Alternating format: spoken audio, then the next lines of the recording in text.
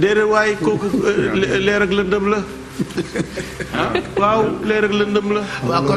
kon waxoon naa ko fi daaw am ñu mer ma ne leen déet dendale sëñ Tuba ak keneen yàq wax la. mooy li ma wax léegi foo jaar bàyyi fa coow. bàyyi leen loolu buñ ko tëkkalee. ndax nañ la. waaw nañ bàyyi boobu say kër réew mi fi mu ne nii yow Pape Cheikh Diallo professionnel nga yaa ngi démontré. mais am na ñoo xam ne dañ jël seen téléphone ne dañuy def ñoom itam xaw ma live xaw ma kenn du ko yëg. dëgg la looy na boo wax leen ko. réew mi dañoo war a bàyyi yooyu bésu tey.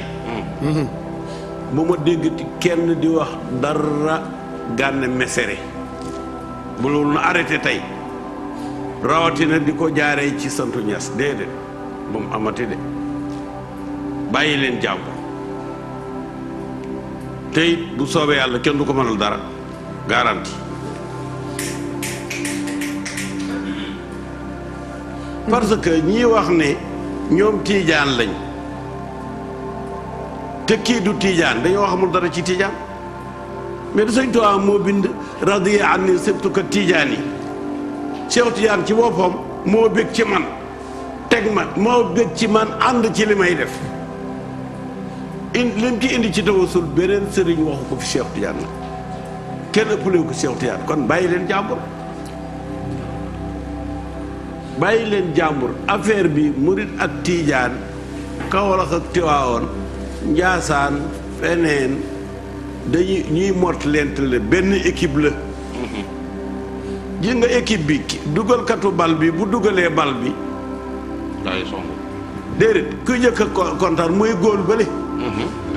moom mooy njëkk a tëb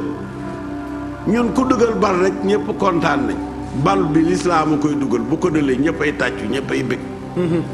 waaye nekkul box boo xam ne tariixa bi ak tariixa bee la